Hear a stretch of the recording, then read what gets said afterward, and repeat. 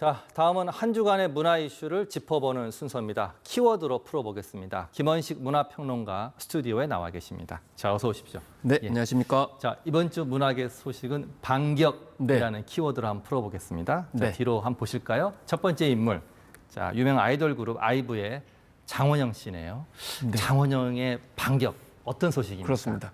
가짜 뉴스에 대한 반격이 되겠습니다. 예. 그래서 유튜브 시대가 되면서 유튜브에 정말 확인되지 않은 그런 사실들을 통해서 이 소위 말해서 돈을 버는 그런 채널들이 많습니다. 여기에 예. 대해서 장원영 씨가 손해배상 소송을 했었거든요. 예. 여기에서 1억 원의 손해배상 소송액을 이끌어냈는데 예. 이거는 손해배상 소송액 중에 최고이기 때문에 1억 사안의 원이요? 중대성을 알 수가 있겠습니다. 예. 심지어는 지연할 경우에는 이자까지 내라. 그동안의 소송 비용까지 다 내라. 이렇게 이 유튜브 채널 운영자에게 판결을 내린 사안이기 때문에 이거 장원영 씨뿐만 아니고요. 이 채널 때문에 그동안 많은 연예 스타들이 굉장히 고충을 얻었거든요. 그렇기 때문에 예. 앞으로 추이가 또 주목이 되고 있습니다.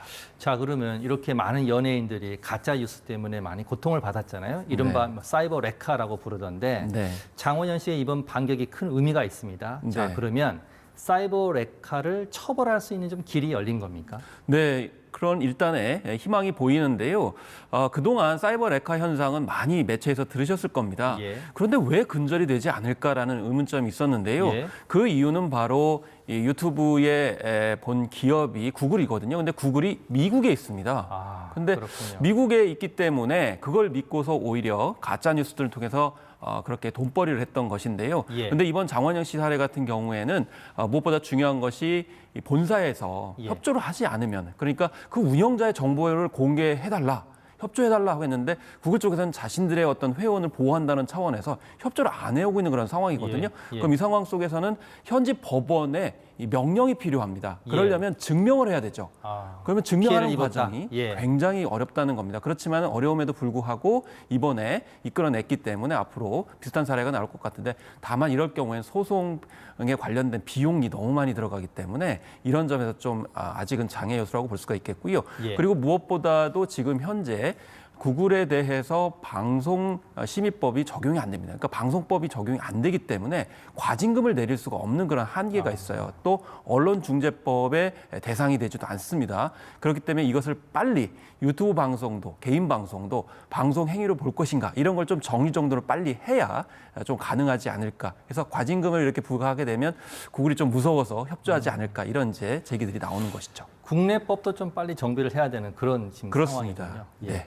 자, 두 번째는 영화계 소식으로 잡았습니다. 지난해 연말 개봉한 영화, 자, 서울의 봄 이후로 한국 영화가 다시 좀 주춤하는 모양새입니다. 자, 오늘 키워드가 반격이니까 네. 한국 영화 반격이 좀 가능하겠습니까? 일단은 작년에 범죄도시 세 번째 이야기와 그리고 예. 서울의 봄이 면을 세우긴 했습니다. 그렇지만은 코로나19 전보다 지금 관객 회복률이 절반이 좀 안 되는 그런 상황이거든요. 그렇기 예. 때문에 이제 새로운 작품을 통해 가지고 2024년에 반격을 좀 제대로 해야 되는 거 아니냐라는 그런 와중에 이 베를린 영화의 두 편의 작품이 지금 초대가 됐습니다. 아, 예. 그래서 범죄도시 네 번째 이야기와 그리고 파묘라고 하는 최민 씨가 나온 영화인데 예. 이 두 영화는 모두 다 작품성과 오락성이 같이 있는 그런 작품들입니다. 그래서 예. 되게 우리 3대 영화제 하면 이제 베니스, 칸, 베를린 영화제를 꼽게 되는데 예. 사실 칸 영화제 같은 경우는 우리 영화들이 좀 장르물이 많이 초청이 돼서 칸 영화제에서는 우리 한국을 장르물의 천국이다 이렇게까지 얘기하거든요. 그렇군요. 근데 예. 베를린 영화제도 좀 고민이 있어요. 왜냐하면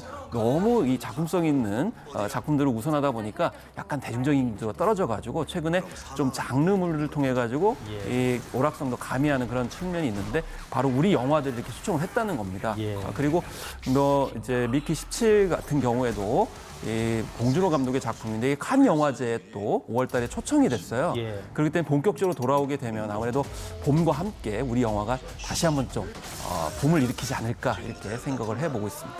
상을 좀 받았으면 좋겠는데, 자, 그 영화를 제외하고 한국 영화가 유독 좀 힘을 못 쓰고 있는 이유, 자, 뭐 그 뻔한 이유, OTT 때문이다 이런 거 말고 네. 혹시 다른 이유는 없습니까? 아무래도 코로나가 직격탄이라고 볼 수가 있겠습니다. 예. 이 코로나19 전에는 멀티플렉스에 온 가족이 가서 영화를 그렇죠. 보는 것이 예. 하나의 생활 문화적인 요소가 있었는데 코로나19를 거치면서 멀티플렉스를 가지 않아도 된다라는 것을 이제 다른 대체제를 많이 찾았고요. 예. 최근에는 공연계에 또 많이 가시는 그런 상황이거든요. 예. 그런데 이 멀티플렉스를 중심으로 극장 운영했던 시스템에서는 이런 변화된 흐름을 좀 제대로 짚어내지 못했던 거고 영화 요금까지 올려버린 그런 그렇죠. 상황이었어요. 예. 그리고 전반적으로 중소 영화들이 상당히 많아져야 됩니다. 그런데 이번에 2023년에 중소 영화 그러니까 200만 명 정도 동원했던 흑자 영화는 30일 강하늘 씨하고 정소민 씨가 나왔던 그 영화 딱 한 편이거든요. 그렇기 때문에 이 중간 허리 이하의 다양한 작품들이 없었던 점이 코로나19를 거치면서 달라진 OTT도 말씀하셨습니다만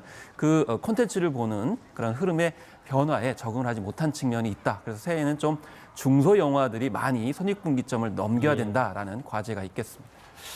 OTT 얘기 조금만 더 해보겠습니다. 네. 자, 지금 극장에서 영화를 보지 않아도 뭐 시간이 좀 지나면 안방에서 OTT로 영화를 볼 수 있습니다. 그 기간이 한 4주 정도면 볼 수 있다 그런 얘기도 나오는데 네.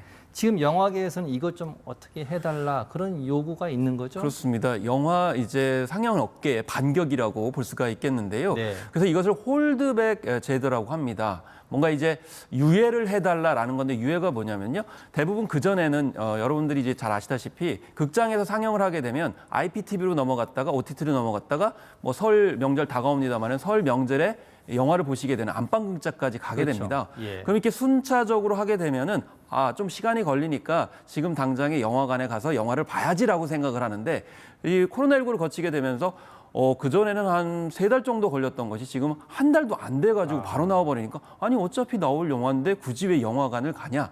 라고 하기 때문에 이런 점들이 영화계를 더 어렵게 한다. 그래서 좀 더 그 유예 기간을 제도적으로 보장해달라는 겁니다. 근데 기존의 법에는 그 제도가 없습니다. 그냥 암암리에 예. 순차적으로 했기 때문에 이참에 아예 법으로 규정해달라 이렇게 이야기를 하고 있는 것이죠. 예, 시간이 너무 없어서 오늘 여기까지만 듣겠습니다. 자, 김원식 문학평론가였습니다. 고맙습니다. 네, 감사합니다.